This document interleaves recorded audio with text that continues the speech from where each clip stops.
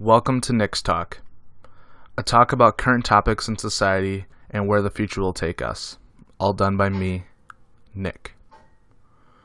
The topic we'll be discussing today is how is the internet changing the way we learn. We will be breaking this podcast up into two sections but keeping it completely into one podcast. The first section will be discussing just how the internet is being used for education. In the second section, we'll look into studies and other great information out there and articles regarding this topic. Let's get started. The internet is a very helpful and wondrous invention. I'm sure very few people thought we would be where we are today with the internet. And this is mainly because many of us feared the internet when it was first created. Yeah, that's right. Many of us feared the internet. A lot of us jump to fear when we change or add a new innovation in our society. I like to use this example of that we used to fear writing. This was stated by Plato. Plato thought we wouldn't be using our memory, and by writing, we weren't really using our functioning to its fullest extent. Writing was seen as the easy way out. The easy way out because you wouldn't need to use your working memory while doing this. It is quite clear we got over that fear pretty quickly. So now that society has gotten over the fear of the internet, we began to go down the road of how can we innovate the internet for even a greater benefit. Education. Education is the answer. Education is huge, and this is imperative in almost everyone's lives. So how can we use the internet to better our education? Well, first off, online courses can be cheaper, and they can also be used as a more efficient way to learn. Online courses can provide education to someone that may not be able to leave home. They may not be able to go away to college. They might need to be there with their family. These courses could have lower costs and making it more available to anyone and everyone that can take time to do the work for the course. Lastly, the flexibility of scheduling is key. Who doesn't like flexibility in their course schedule? Between individuals that need to work one, possibly even two jobs, it is nearly impossible to have a schedule that works around a class schedule. Online courses can offer the flexibility to work with each and every student, catering their educational needs to their own. Next, e-textbooks and online articles can work better and are cheap alternatives to the old-fashioned textbooks that we are accustomed to. Once textbooks are printed, they are almost immediately out of date. How can we fix this issue? Well, professors can assign articles, they can provide videos such as TED Talks, and they'll make the course better and overall enrich the students' learning experiences. So we have discussed a lot of the pros of the internet affecting education, but what sorts of questions do people have? Because we know no one's going to just fall into place and accept the internet as an educational tool. Well, one concern that usually comes up is, well, if the class is completely online, then there isn't any social interaction, right? Well, that kind of leads me to my other point. There are many ways in which the internet connects us in online courses, and we can use chat groups to go over the material. Comparing this to in-person chat groups, I find chat groups to be more beneficial because there's a transcript at hand. Having a transcript is really important because you can always reference back to that information, rather than trying to remember everything someone has said. Think about that for a second. Another point that I would feel is not discussed enough and is often taken for granted. I'm talking about communication. Communication is used every day and almost all the time. Whether it be communication socially or nonverbal communication, we are always communicating. If we didn't have the internet and you had to call someone to ask a question, but even before that, individuals had to wait to see them the next time before they could answer that question. I remember going home in grade school, having a question on homework, and not be able to ask a teacher for a reference until the next day. Now look at society today, in which a simple, quick, easy email, and we can almost get an answer immediately.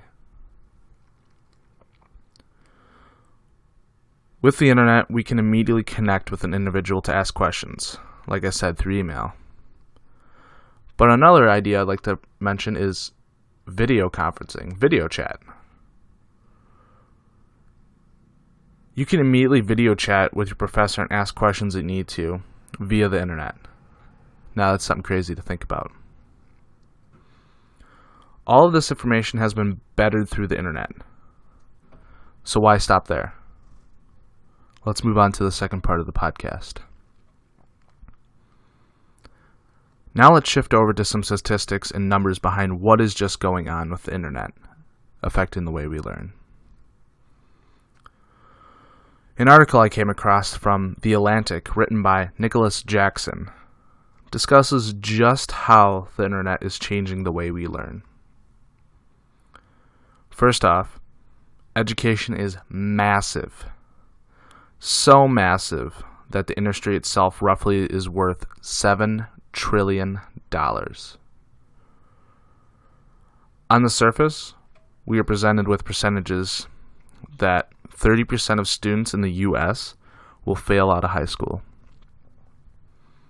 46% of U.S. college students will not graduate. And this last statistic really strikes me. One student in high school drops out every 26 seconds. 26 seconds, someone drops out. For the length of this podcast, we've had probably about 10 students drop out of high school. Let that sink in. So can using the internet help lower these statistics? I guess that's the point I'm getting at here. I believe so. I really do. Education and internet is moving towards different learning styles and techniques.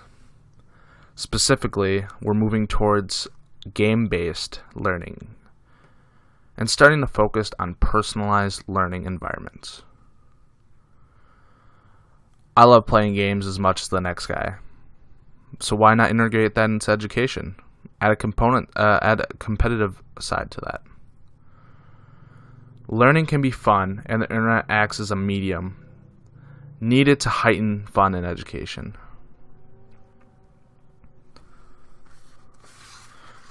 Next, personalized learning environments. When I first read this, I took a few minutes and let that sink in. Personalized learning environments. I thought this was a great idea. I kind of compared this to medicine. Currently, modern medicine is looking to move towards catering its medication sequences to the individual. We'll be catering medication to individuals to help with the disorder. Why? Because disorders affect people differently. People show different symptoms. People respond to treatment differently. We are unique. So why shouldn't we personalize our learning environments? We all learn in different ways. So we should be surrounded in different environments, right? I think so. The last point I will discuss is that class sizes will soar, but online. Have you ever tried getting into a class that was consistently full? In course classrooms, they are always full. And that is where online classes come into being a benefit. Well, online, there can be so many more people in classes. Education can be spread more broadly and given to so many more individuals. In-class lectures can hold usually up to 100 people, depending on the lecture size. An online course might not even have online lectures, but interactive assignments. So in conclusion, the internet has been shown to make it easier, cheaper, and faster to obtain an education. Education through the internet is often even better for learning. In-person lectures these days are met with a wall of computers. Many students prefer to use their laptop to take notes. I am one of those people, mainly because my handwriting is chicken scratch. But I like writing on computer because I can multitask. And while multitasking, I realize I'm not paying full attention to the lecture, as are many of these students that would rather use their laptop. It is not only distracting to others, and it's been proven that it's distracting to others, and it can affect people's attention. Laptops in a classroom, in-person lectures, are not beneficial. But if we were to use our computers in online courses like we have to, we can better ourselves. Lastly, I firmly believe that the internet will help education become more personalized to each student, offering them a better learning experience and takeaway.